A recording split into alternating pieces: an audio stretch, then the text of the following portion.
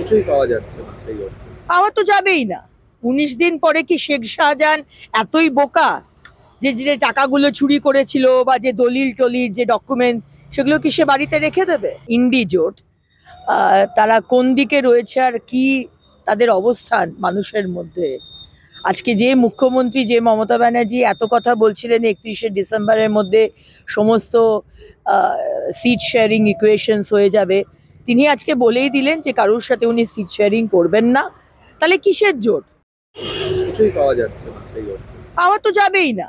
19 দিন পরে কি শেখ শাহজাহান এতই বোকা যে যে টাকাগুলো চুরি করেছিল বা যে দলিল টলির যে ডকুমেন্ট সেগুলো কি সে বাড়িতে রেখে দেবে?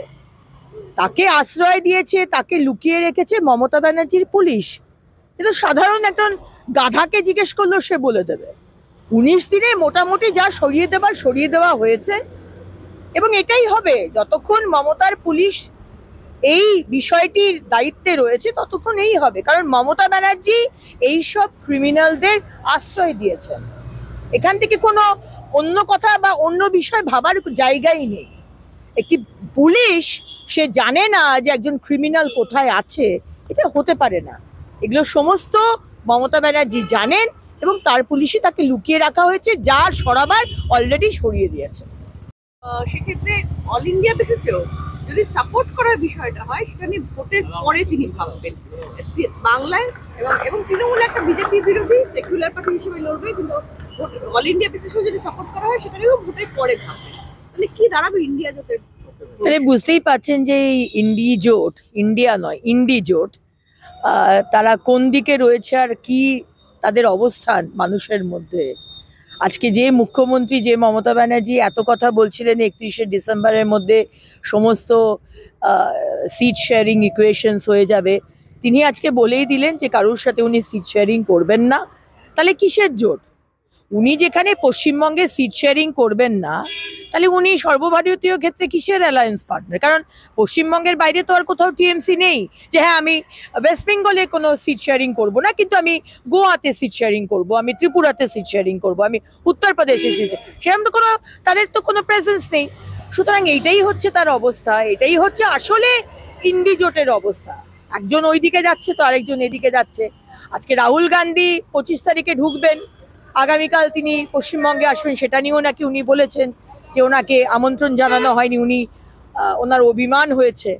আপনি সিট শেয়ারিং করবেন না, আপনি কাউকে জায়গা দেবেন না, অথচ আপনি এক্সপেক্ট করবেন যে আপনাকে ইনভাইট করা হবে। কেন গুয়াহাটিতে তো রাহুল গান্ধীর যখন র্যালি হয়েছে তখন তো টিএমসিও ছিল, তার মধ্যে সিপিএমও ছিল, অফকোর্স কংগ্রেস তো ছিলই। সুতরাং এদের নীতি একদিকে, তারা একদিকে, আর under the below the table তারা সবাই এক। সুতরাং সিট শেয়ারিং হোক না হোক আমাদের তাতে কিছু এসে যায় না, সিট শেয়ারিং করুক না, সবাই সিট শেয়ারিং করে আপনারা মোদিজির এগেনস্টে লড়ুন। ভারতবর্ষের মানুষ, সারা পৃথিবীর মানুষ দেখুক আপনাদের কত দম আছে। আপনাদের কি কিছুটা সুবিধা হবে? বললাম না, আমাদের কাছে মানে এগুলো কোনো ফ্যাক্টরই নয়।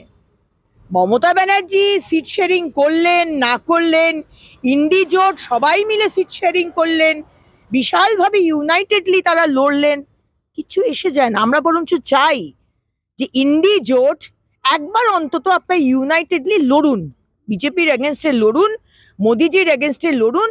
আমরাও দেখি, ভারতবর্ষের মানুষ দেখুক, বাংলার মানুষ দেখুক আপনাদের কত দম আছে। শেখ শাহজাহানের বাড়িতে 19 দিন পর কিছুই পাওয়া যাচ্ছে না সেই অর্থে। পাওয়া তো যাবেই না। 19 দিন পরে কি শেখ শাহজাহান এতই বোকা যে যে টাকাগুলো চুরি করেছিল বা যে দলিল টলির যে ডকুমেন্ট সেগুলো কি সে বাড়িতে রেখে দেবে? ইন্ডি জোট তারা কোন দিকে রয়েছে আর কি তাদের অবস্থান মানুষের মধ্যে। আজকে যে মুখ্যমন্ত্রী যে মমতা ব্যানার্জি এত কথা বলছিলেন 31শে ডিসেম্বরের মধ্যে সমস্ত সিট শেয়ারিং ইকুয়েশনস হয়ে যাবে, তিনি আজকে বলেই দিলেন যে কারোর সাথে উনি সিট শেয়ারিং করবেন না। তাহলে কিসের জোট? কিছুই পাওয়া যাচ্ছে না সেই অর্থে। পাওয়া তো যাবেই না। 19 দিন পরে কি শেখ শাহজাহান এতই বোকা যে যে টাকাগুলো চুরি করেছিল বা যে দলিল টলির যে ডকুমেন্ট সেগুলো কি সে বাড়িতে রেখে দেবে? তাকে আশ্রয় দিয়েছে, তাকে লুকিয়ে রেখেছে মমতা ব্যানার্জির পুলিশ। কিন্তু সাধারণ একজন গাধাকে জিজ্ঞেস করলেও সে বলে দেবে।